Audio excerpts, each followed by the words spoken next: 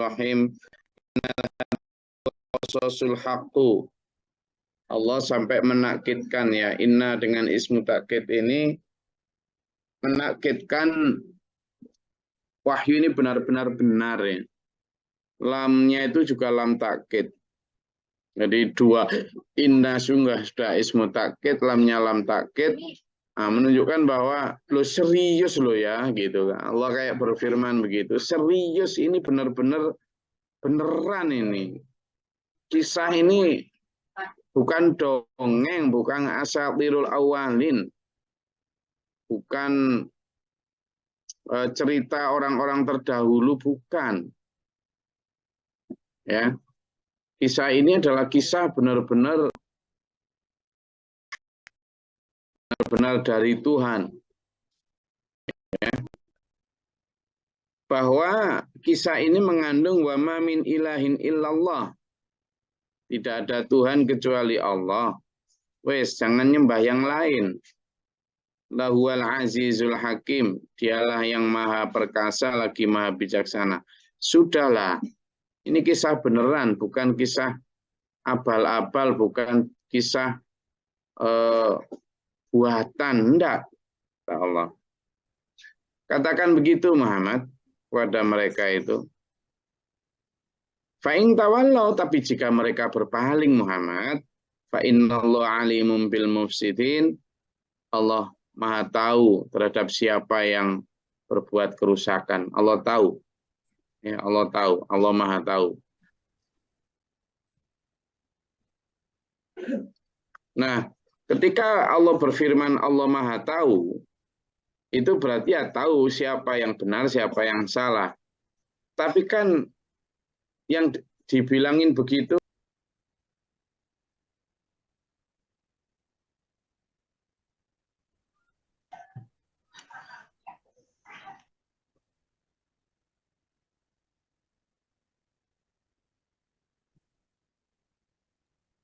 jadi jika mereka berpaling ya sudah. Nah ini menunjuk, dulu kita ingat dawuh Allah juga di beberapa ayat, sudahlah Muhammad, kamu itu tidak lain illal balagh. Tugasmu itu hanya menyampaikan. Perkara mereka nanti iman atau enggak iman itu udah bukan domain kamu. Enggak usah terlalu difikirkan. Tetapi ya itu loh, Rasulullah itu kan enggak bisa begitu ya. Rasulullah itu kan dibekali ja'akum rasulun min anfusikum azizun 'alaihi ma 'anitun harisun 'alaikum bil mu'minina raufur. Anitun harisun itu berat sekali memikirkan kalian. Raufur rahim karena rasa sayang.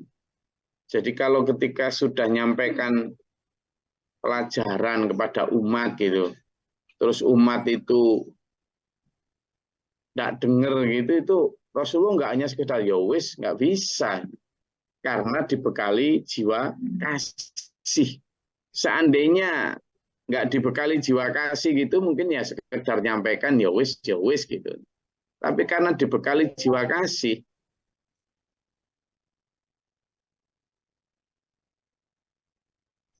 jadi karena nggak dibekali jiwa kasih, manusia ya sekedar nyampaikan ya, kayak misalnya sekarang para dai sekarang ya setelah ceramah ya wis gitu. Nggak ada jiwa, nggak dibekali jiwa kasih. Lah Rasulullah nggak gitu. Rasulullah itu dibekali raufur rahim. Jadi ketika menyampaikan ayat-ayat Allah baik kepada ahli kitab maupun kepada kaum kafir Mekah, itu meskipun dihina, dicaci, dilempari onta, dilempari batu, orang-orang kayak gitu masih disayang, didoakan. Baik peristiwa ketika Taif maupun ketika di Ka'bah atau ketika peristiwa perang Uhud, peristiwa perang Tabuk, perang Badar, semuanya. Bahkan seorang Khalid bin Walid yang tidak saja musyrik, tetapi musyrik harbi itu, yang memerangi Rasulullah, didoakan sama Rasulullah. Nah ini Tapi ya itu tadi, maka pengembangan dari kalimat fa'ing tawalau dan jika mereka berpaling, sudahlah Muhammad. Gitu kan Allah itu. Tapi Nabi Muhammad di satu sisi begitu, memang tugasnya hanya menyampaikan, tapi di sisi lain juga dibekali Allah dengan jiwa kasih. Sayangnya kepada umat itulah. Itu yang membuat beliau kemudian masih berusaha banget. Itu tampak betul ketika beliau mengupayakan keislamannya Abu Thalib, paman beliau yang sangat menyayangi dan disayangi beliau.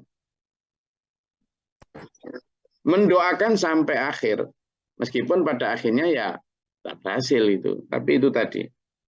Jadi kalimat dari fa'in tawallau, jika mereka berpaling ya sudahlah Muhammad, sampaikan. Alimun fa'innallaha alimun bil mufsidin. Allah tahu siapa yang berbuat kerusakan. Qul, katakan juga pada mereka ya ahlal kitab ta'alau ila kalimatin sawa'im bainana wa bainakum. Katakan sama ahli kitab. Jadi ahli kitab itu ayo kita pahami, ahli kitab itu dua ya. Dia adalah Yahudi dan Nasrani. Ahli kitab disebut ahli kitab karena meskipun mereka belum Islam, non-Muslim, tapi mereka juga punya kitab dari agama Samawi. Terlepas dari kitab itu, sebagian juga sudah ditalbisul haqqa bil batil. Campur adukkan, ditambah kurangi. Tapi mereka tetap disebut sebagai ahli kitab. Karena toh di lini yang paling dasar mereka masih menyembah Tuhan yang Esa. Nah, ayo sampaikan. Ayo, sudahlah ikut bareng aku. Kita ini sebenarnya sama kok, gitu kan? Sebenarnya sama. Kalimating sawain. Kalimat satu yang sama. Apa? Kalimat kita itu diajarin monoteisme. Monoteisme. Monoteisme itu adalah percaya bahwa Tuhan itu Esa, satu. Allah na'budu illallah. Bahwa tidak kita sembah kecuali Allah. Dulu aslinya sampean itu begitu, Mas. Sampean itu dulu menyembah Yahweh, tok. Menyembah Elohim, tok. Wis. Kalau Yahweh itu kan orang Yahudi ya. Elohim orang Nasrani. Cara nyebutnya aja, ya Allah kita ini itu sama sebenarnya kata Nabi. Tetapi kemudian terjadi pengurangan dan penambahan. Ada distorsi, ada degradasi, dan juga bahkan penambahan pengurangan sesuai nafsu. Nah itu yang kemudian membuat sudah ayo kembali kalau gitu sekarang kembali kepada aslinya sampean dan saya apa? Tongkat estafet kenabian itu dari Nabi Musa, Nabi Isa itu adalah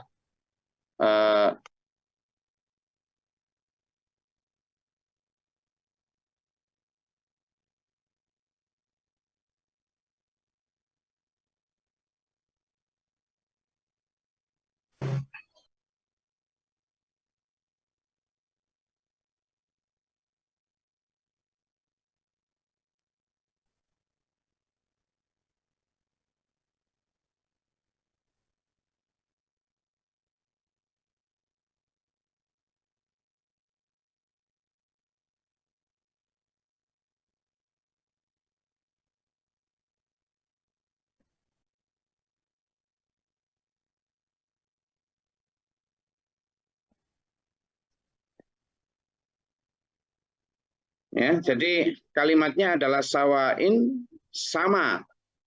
Ya apa yang sama? Ya itu tadi tongkat estafet kenabian tadi. Tongkat estafet kenabian adalah tauhid. Cuma ya karena tauhidnya itu sudah ditambah kurangi ya beda gitu ya. Bahwa Yahudi juga menyembah Allah, bahwa Nasrani juga menyembah Allah, bahasanya saja yang beda. Qurannya orang Yahudi yang bernama Taurat, Qurannya orang Nasrani yang bernama Injil, dulunya mengajarkan hal yang sama, apa? Islam. Kalau kok gitu, ya tetap mengajarkan ketunduk patuhan kepada agama yang hanif, condong kepada ketaatan hanya kepada Allah. wala nusyrika bihi syai'an, dan tidak pernah Nabi Isa maupun Nabi Musa menyekutukan Allah dengan siapapun, dengan apapun. Sebutannya di syai'an, ya. Apapun. Tidak pernah, kata Allah. Ya kamu-kamu aja yang bikin-bikin itu. Wala yattakhidha ba'duna ba'dan arbabam min dunillah. Dan kita juga ayo bareng dalam satu frame yang sama untuk tidak menjadikan sebagian kita dengan sebagian yang lain sesembahan. Kita ini makhluk, bukan kholik. Kita ini abdun. Apa? Hamba. Nah itu. Ini untuk menyindir jangan menjadikan Uzair di masa Yahudi sebagai anak Allah dan jangan menjadikan Isa di masa Nasrani sebagai anak Allah juga. Jadi kalau di kalangan Bani Israel, Uzair disebut Uzair ibnullah atau Uzair anak Yahweh. Sementara Nabi Isa, Yesus anak Elohim. Nah kalau di Islam, enggak. Beliau, para nabi, para rasul adalah utusannya Allah. Allah tetap esa tak terbilang. Ya, satu, enggak bisa dibedakan, enggak bisa diduakan. Esa,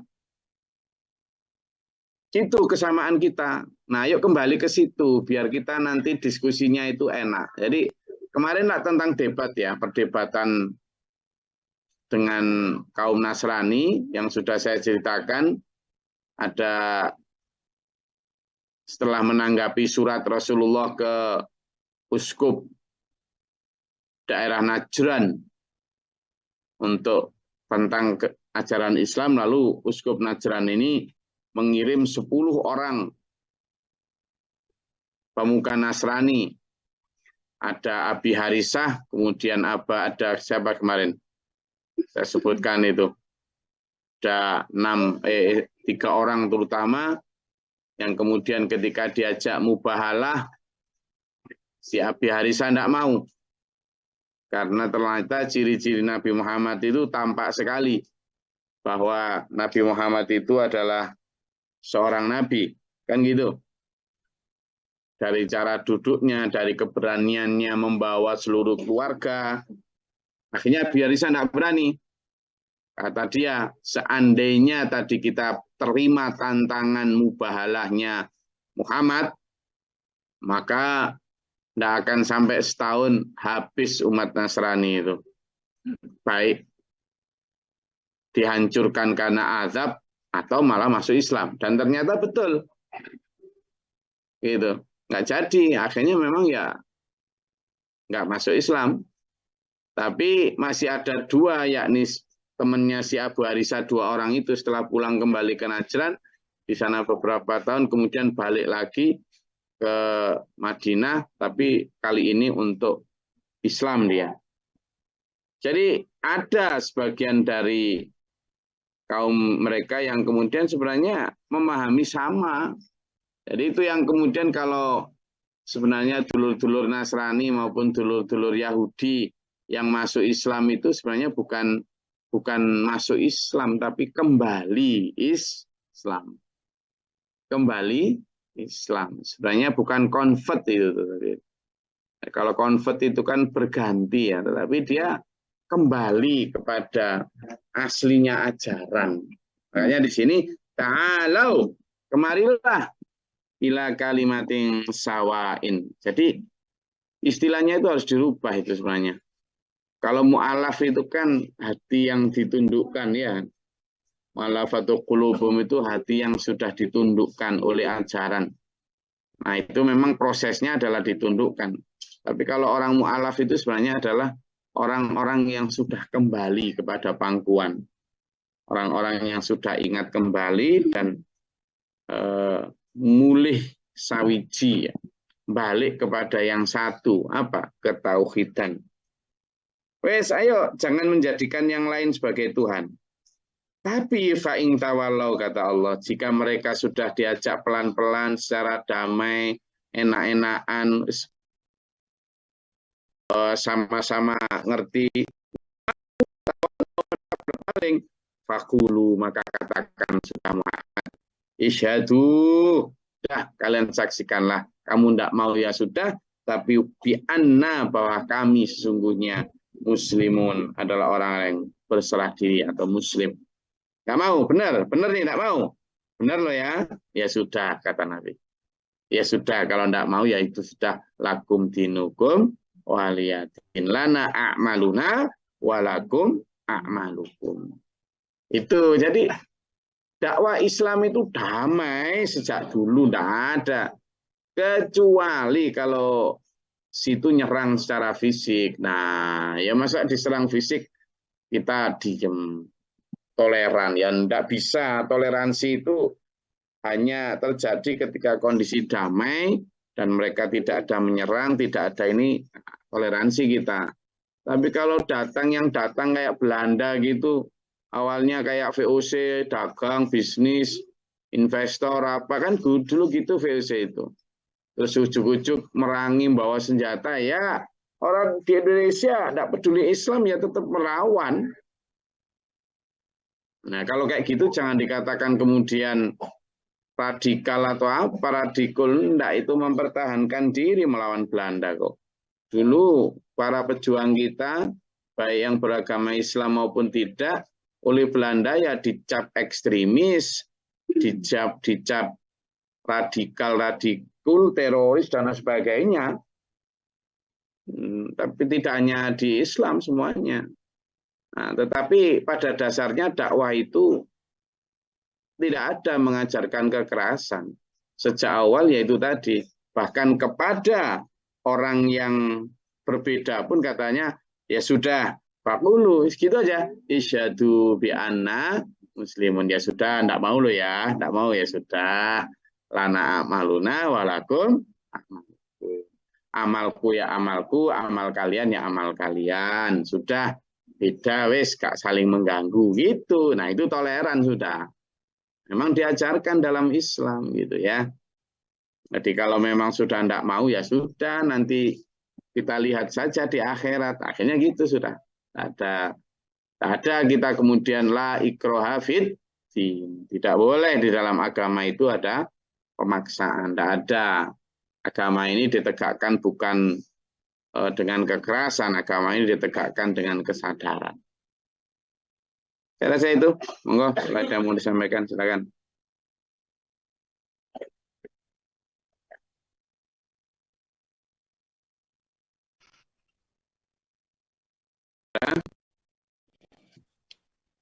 Nyulicin Gus. Ya, silakan.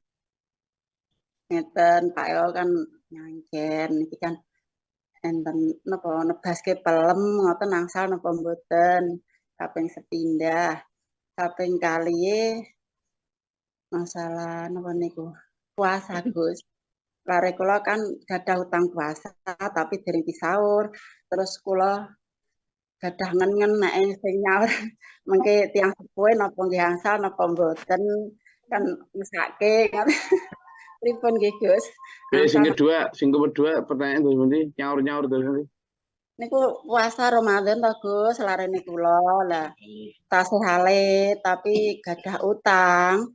Lah terus kula kan nyaur terus kula kan nyaur Kemis, Senin Kemis dereng purun. Lah nek pamit sarutang tiang sepahe ngoten nggih angsal napa mboten nggih Gus? Ya, kalau jawab yang kedua dulu, enggak boleh sehat walafiat segar bugar kok nyuruh orang tuanya itu bukan saja tidak boleh tapi durhaka. Ya, yang boleh disaur oleh keluarga itu justru kalau orang tuanya sudah benar-benar sakit, sudah pikun dan sebagainya kayak gitu boleh bersaur. Lalu dia masih segar bugar, sehat walafiat, tidak ada halangan satu apapun kok malah nyuruh orang tuanya. Itu apa? Zalim, durhaka itu. Enggak boleh. Mboten nyuruh namanya ngen-ngene tiyang sepuh Ya mesake. sama aja. Wong tuane ya gitu, jangan ngajari yang nggak bener. Kok sake gimana? Sake akhiratnya itu lebih baik. Nyawa itu nggak boleh secara syariat dia sehat walafiat disauri orang tuanya itu. Itu bukan sakno itu dan nggak akan diterima sahuran sampean. Nggak akan diterima. Sampean ya tetap akan didapat pahala dari puasa sendiri, nggak mungkin disaur, apalagi anak sampean dalam keadaan sehat walafiat. Itu malah ngajari durhaka sama Allah itu. Wis nggak apa-apa nak, kamu nggak usah puasa, tak bapak aja. Wis nggak apa-apa nak, kamu nggak usah sholat, wis kamu dolimo semaumu, bapak aja yang nambahi sholat. Apaan? Nggak bisa kayak gitu, nggak bisa ya. Itu memanjakan anak dalam konteks berlebihan itu, nggak boleh ya itu ya. Yang pertama, yang kedua apa tadi? Yang pertama tadi. Yang pertama tuh niki anak sadian nggih Gus. Kalau nebas itu namanya sistem ijon. Dalam Islam tidak boleh juga tuh ya. Jadi padi atau apa yang belum mateng misalnya, yang belum tua terus sudah ditebas. Ini satu sawah ini tak beli 5 juta wes. Perkiraan aja itu. Nggak pakai ditimbang, nggak pakai di apa. Sebentar toh. Sama dengan apa mangga di atas gitu, kemudian ditebas istilahnya. Itu dalam Islam tidak boleh, namanya sistem ijon. Sistem ijon itu mengandung unsur judi ya. Kenapa? Gini, baik di padi maupun di apa ini mangga atau apapun yang masih di pohon, itu ketika hari ini misalnya kita tebas, kita perkirakan, penjual memperkirakan itu nanti dapatnya 2 kintal, gitu ya. Kemudian sudah dia perkirakan dapat 2 kintal, saya nanti dapat uang 10 juta, oh laba, ya udah tak beli 5 juta. Laba dah pasti itu 5 juta gitu. Nah ternyata begitu 2 hari 3 hari kemudian dipanen, enggak sadar sehari sebelum panen habis dimakan codot semua kan. Boro-boro dapat 10 juta, sejuta aja nggak dapat tuh. Nah, sehingga ada kekecewaan luar biasa di pembeli. Demikian pula sebaliknya, kalau ternyata dibeli dengan harga 5 juta, ternyata begitu ditimbang waktu dipanen dapatnya hampir 20 juta. Di atas perkiraan pembeli, juga di atas jauh perkiraan penjual. Sehingga penjual pun ada rasa kecewa sekali, murah sekali kemarin. Islam itu mengajarkan kerelaan, keikhlasan dalam jual beli.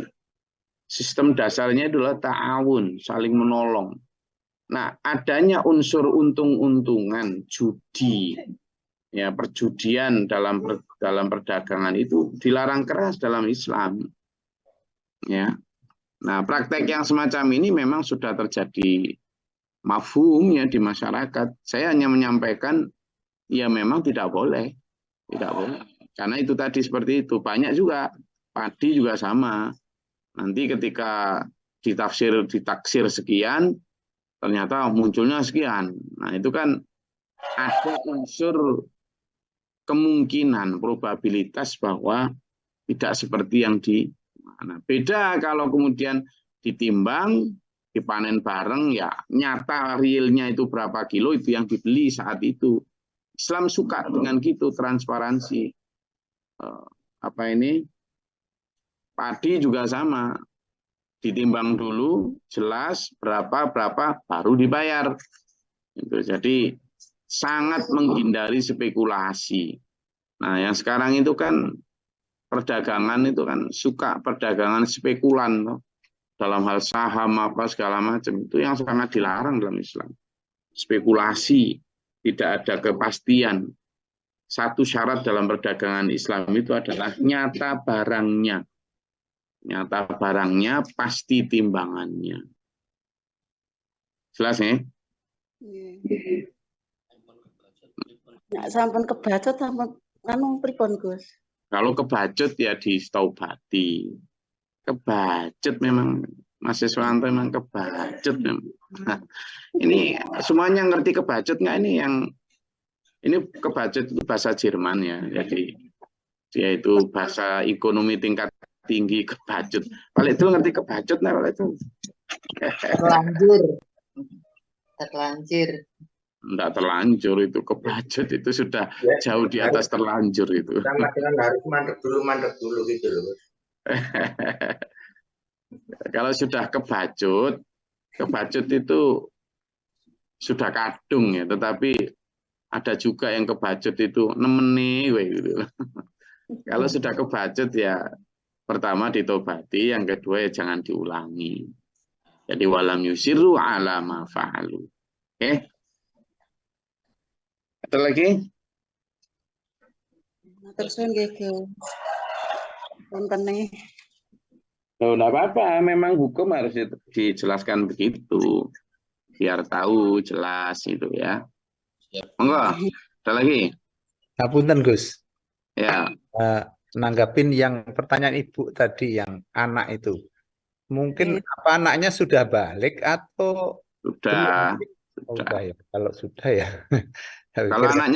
Kalau anaknya belum balik ya nggak perlu kodok. Ya, okay. Karena dia nggak perlu sholat ya.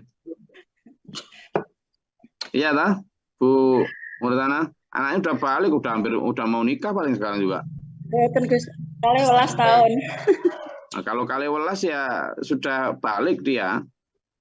Sudah. Ampun Gus. Sudah. Ya, itu berarti loh, sampean itu boleh loh mukul dia.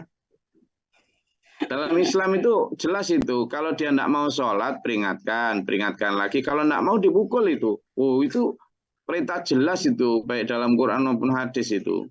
Tapi mukul bukan mukul untuk menyakiti loh ya, tapi mukul untuk memperingatkan. Jadi sama jangan kalah sama anak. Apalagi urusan sholat itu imaduddin itu yang paling utama.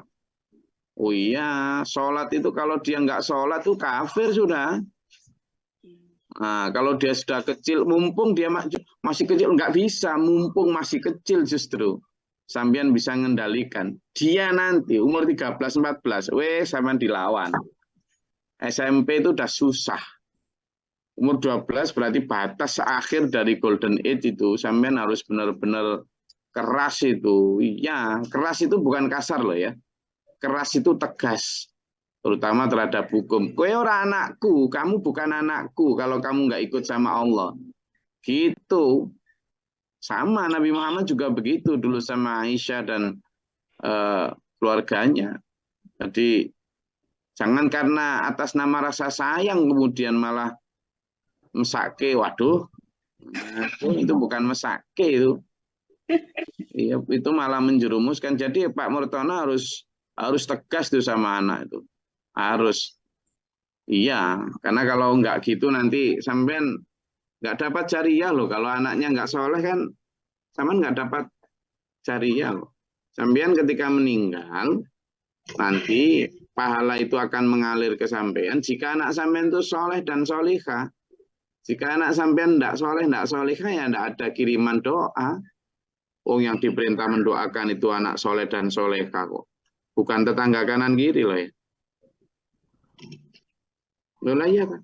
Ketika kita meninggal itu kan yang awaladin sholihin yad'ulah, atau anak soleh yang mendoakannya gitu loh. Nah, maka anak soleh yang gimana? Anak soleh yang soleh karena meniru bapak ibunya yang soleh dan solehah. Nah, kita harus perhatikan memang mendidik generasi itu yang paling penting dalam kita. Jauh lebih penting daripada sekedar mencari nafkah. Mencari nafkah itu kan instrumen agar kita dimampukan Allah mendidik anak kita. Itu. Nanti kadang kita keliru, kebalik. Karena sibuk nyari nafkah, lalu kemudian anak kita yang harusnya kita didik secara soleh-solehah nggak sempat waktu kita habis untuk nyari nafkah itu loh. Kalau anak kita memang badoke akeh gitu kan, awake gede dhuwur, belang-belang gitu, tinggi tiang listrik gitu, tapi kosong dalamnya, malah melawan orang tua. Waduh, itu makanya ayo dikembali, mumpung masih 12 itu udah bentar lagi nantang itu. Nah, mumpung sebelum nantang Ayo kita buat mereka menjadi hormat dan berbakti kepada Allah dan orang tua. Karena saya yakin Pak Murtono dan istri orang soleh dan solihah itu. Nah, sampean sebagai orang tua yang soleh dan solehah, ya soleh solehah beneran, yang kemudian memastikan anak juga harus soleh dan solihah. Ya. Nih. Ada lagi? Ya Gus, saya mau tanya. Ya, ini apa berhubung itu tadi yang doa yang dapat diterima itu adalah anak yang soleh solehah ya Gus ya.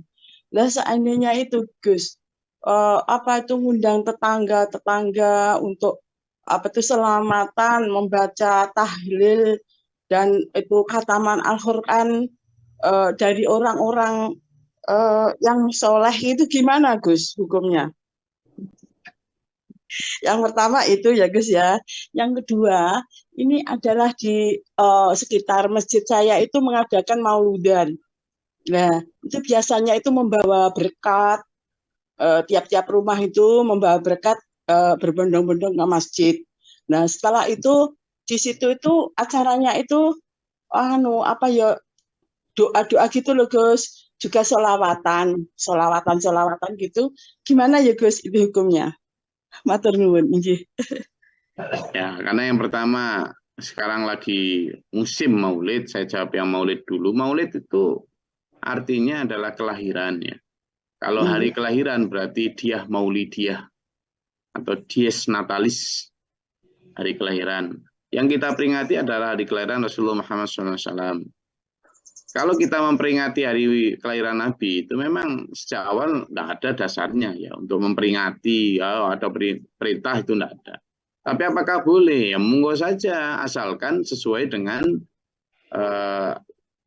tidak melanggar dari aturan syariah.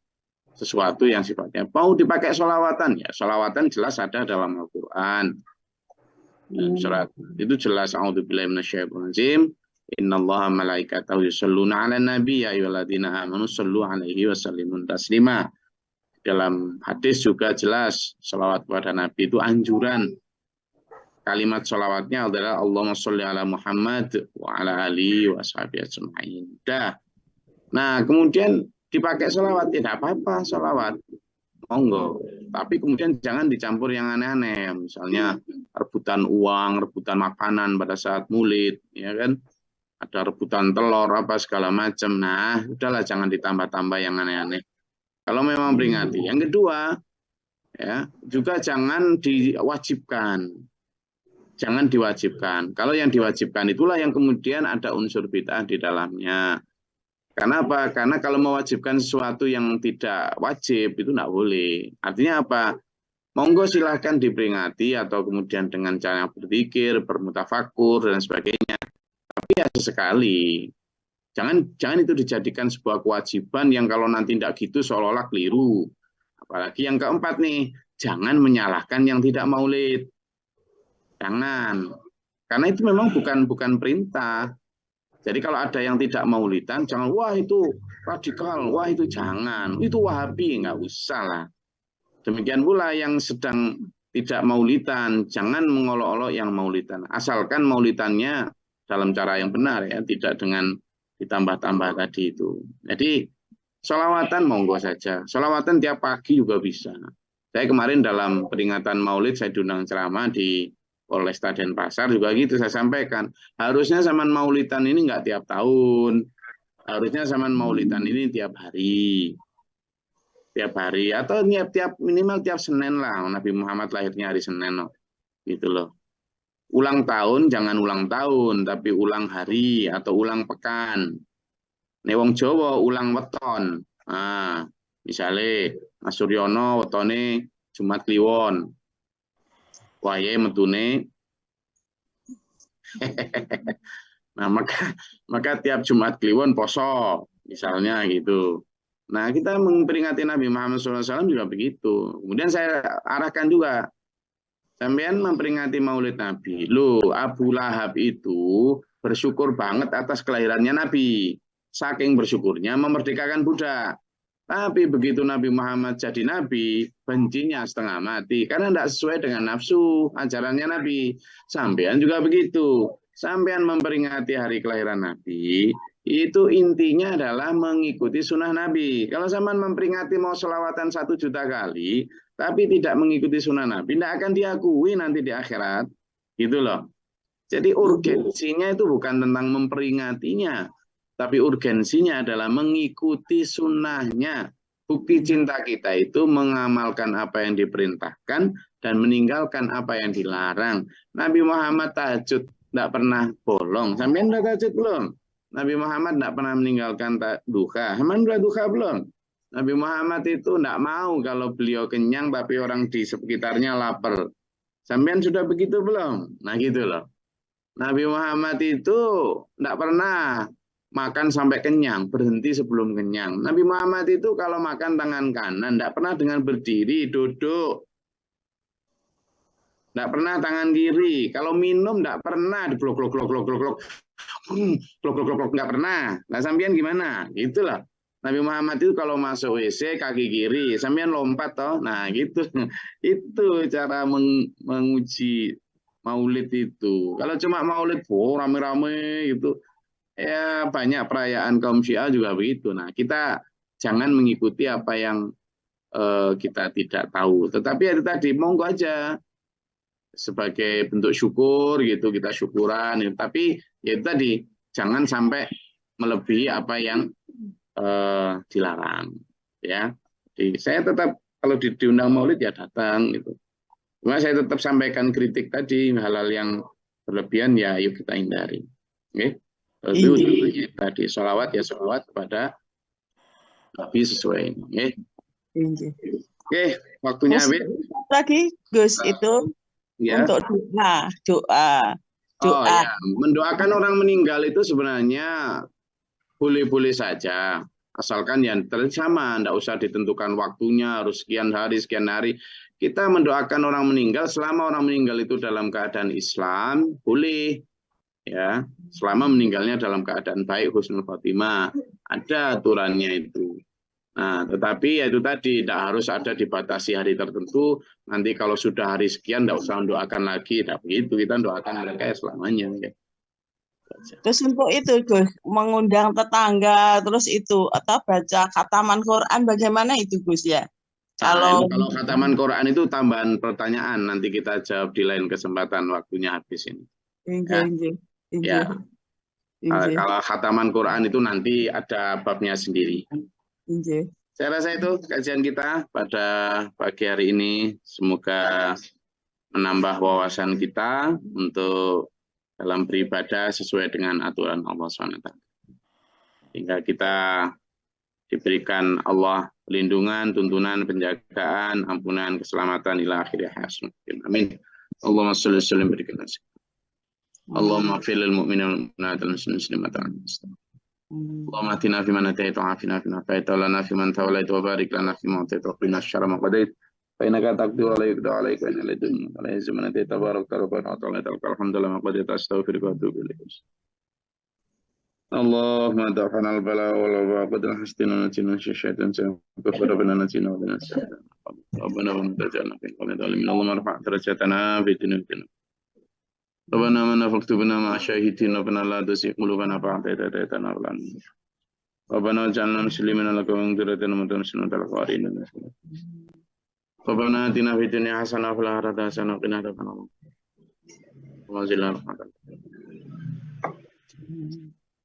ربنا افرغ لنا صبرا وثبت أقدامنا سبحان ربي رب العزة عما يصفون والسلام على الحمدلله رب العالمين والسلام عليكم ورحمة الله وبركاته. Waalaikumsalam warahmatullahi wabarakatuh.